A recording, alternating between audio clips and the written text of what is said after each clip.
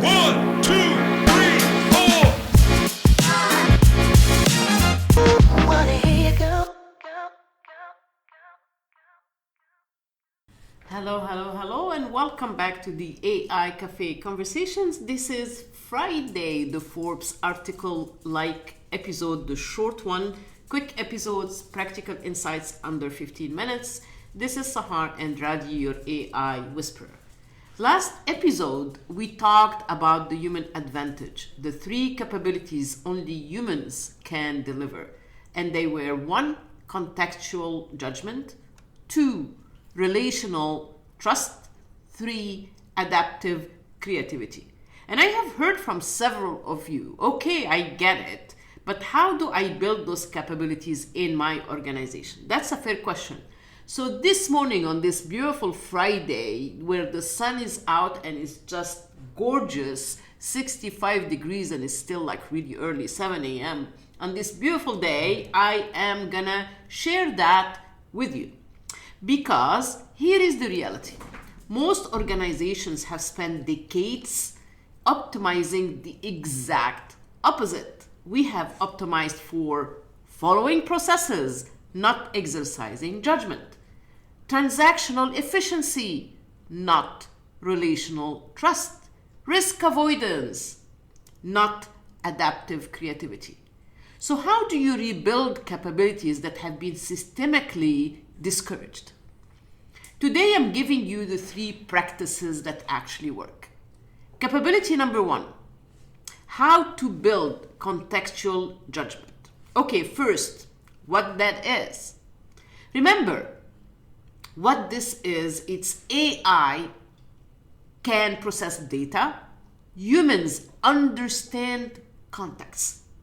AI says customer used the word frustrated 12 times. Humans say customer is frustrated because we broke a promise. Issue isn't the product, it's trust. And here is how we fix it. So how do we build this capability? I'm going to give you some practices. Practice number 1, create decision-making forums. Most organizations have decision-making processes, but they don't have decision-making forums. What's the difference? A process says, here is how to make these decisions. Follow these steps. A forum says, here is a complex situation. What do you see? What's the context I'm missing? What judgment would you make? The best organizations create regular forums where leaders practice contextual judgment together. So they have weekly case reviews, like here is the situation, what would you do? Or after action debriefs or post-mortem. We made this decision. What context did we miss? What would we do differently? The scenario planning sessions is a third part.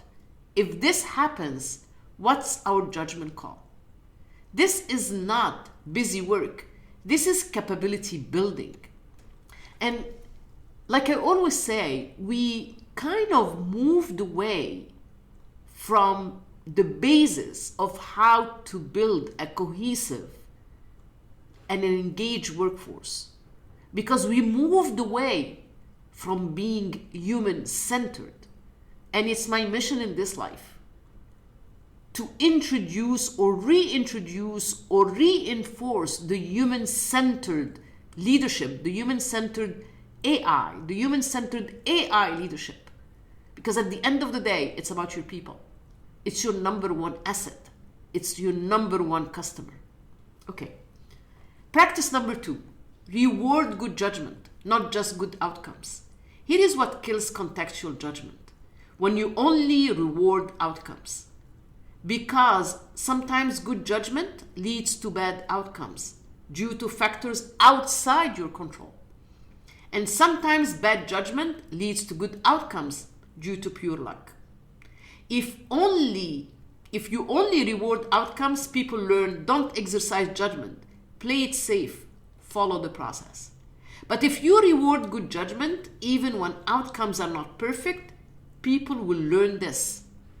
I am valued for how I think. not just what happens. Psychological safety, people. That's how you build the capability. Practice number 3. Make context visible. AI gives you data, but data is not context. Context is 1.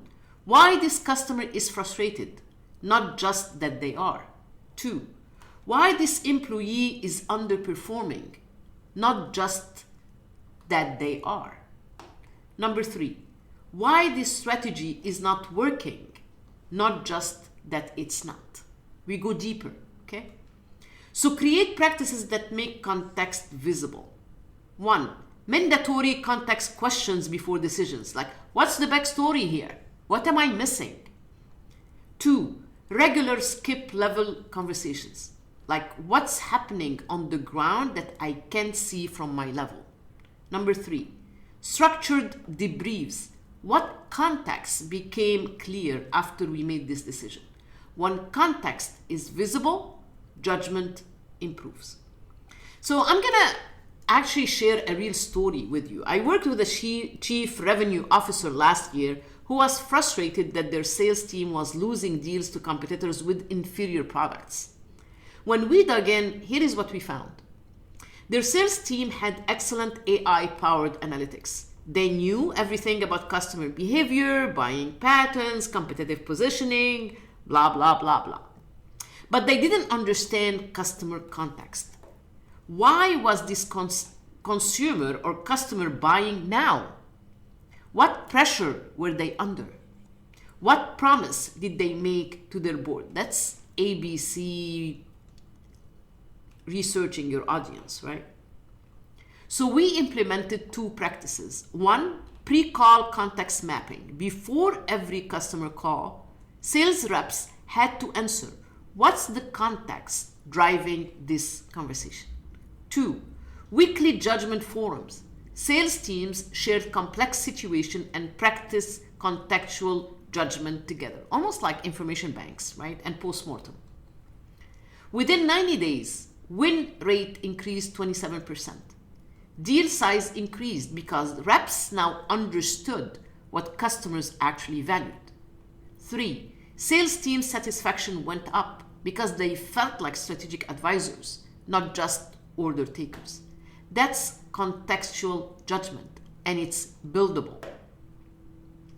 Okay, second capability, which is the relational trust. According to Accenture, 77% of executives say trust is the foundation for AI benefits to work. But how do you build trust at scale? Practice number 1, consistency over intensity. Most leaders think trust is built through grand gestures. I'll host a town hall. I'll be vulnerable. I'll build trust.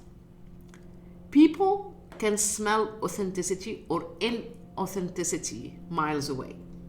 But neuroscience shows trust is built through consistency, not intensity.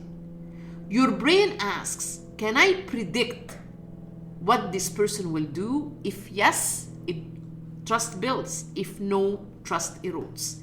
So the practice is small, consistent actions, like weekly check-ins, not just when there is a crisis. Like predictable communication, every Friday, here is what you need to know. Or consistent follow-through. If you say you will do something, just do it. Trust compounds when behavior is predictable. Practice number 2, psychological safety as infrastructure. We talked about psychological safety in episode 6. This is episode 9. But here is what most leaders miss. Psychological safety is not a culture thing. It's an infrastructure thing. You don't build psychological safety through inspirational speeches. You build it through clear processes for surfacing problems without blame. Visible rewards for people who report issues early. Leadership modeling vulnerability genuinely and consistently. That's infrastructure and it scales. Practice number 3, measure relationship quality, not just transaction volume. Most organizations measure how many customer interactions, how many sales calls, how many performance reviews, but they don't measure relationship quality. And I know you say, how can I measure quality? So let me give you some points. Start asking, do customers trust us enough to share what's not working? Do employees trust leadership enough to report problems early? Do cross-functional teams trust each other enough to collaborate openly? When you measure relationship quality, you prioritize building it. The BRAIN, BRAIN framework, that is one of my signature programs, is what I use with executive clients to build nervous system regulation, which is the foundation of relational trust. When leaders are regulators and regulated, they show up consistently, they respond predictably, and create the safety that allows trust to compound. If you want to see how this works for your organization, book a strategy call at calendly.com/Sahar and Radi, and I will map it out. Capability number 3, adaptive creativity. AI can optimize within parameters. Humans can rewrite the parameters. How you build this? Practice number 1, create rewrite the rules sessions. Most organizations only brainstorm incremental improvements. How can we make this process 10% better? But adaptive creativity asks, what if the entire premise is wrong? What would you do instead? Create quarterly sessions where teams are asked, if you had to achieve this outcome with completely different rules, what would you do? Not improve the current approach, but start from scratch. That's how you build adaptive thinking. Practice number 2, celebrate productive failures. Right? Here is what kills adaptive creativity: punishing experiments that don't work. If every failed experiment leads to blame, people stop experimenting. But if productive failures are celebrated, like we learned something valuable, even though this didn't work, people keep innovating. Practice number 3, build slack into the system. You can be creative when you are operating at 100% capacity. Adaptive creativity requires 1, time to think, 2, space to experiment, 3, permission to pause and reflect. Most organizations optimize out all the slack and then wonder why innovation dies. Build slack back in. 20% time, innovation sprints, sabbaticals for key leaders. That's how creativity compounds. So let's recap what we said. How you build the 3 capabilities AI can't replace. 1, contextual judgment. Create decision-making forum. Reward good judgment, not just outcomes. Make context visible. 2, relational trust. Consistency over intensity. Psychological safety as infrastructure. Measure relationship quality. 3, adaptive creativity. Rewrite the rules session. Celebrate productive failures. Build slack into the system. These are not soft skills. These are competitive advantages. And organizations that build them, they don't just survive AI disruption, they dominate it. Next week, what does human-centered AI transformation actually look like in practice? The full picture.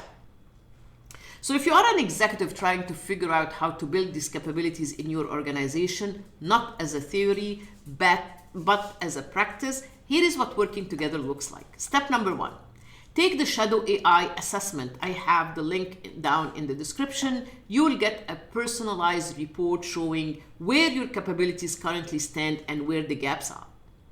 Book a 30-minute strategy call. It's free. We will diagnose your specific situation and I'll tell you exactly which capability to build first and how to build it at scale. If we are a fit, I will show you how the BRAIN framework and 3-zone strategy build this capability systemically across your organization. This is not theory. This is what I do with executive every single day. I have the Calendly link under here as well. I am Sahar Andradi, your AI whisperer. This was AI Café Conversations. See you next Wednesday in our regular episode. Till then, show me some love. Like, share, subscribe. Tell me what you think. You can email me at sahar@saharconsulting.com. You can find me on LinkedIn, Sahar Andradi, on Instagram, Sahar, the Reinvent Coach. Till then, until we meet on Wednesday, peace out.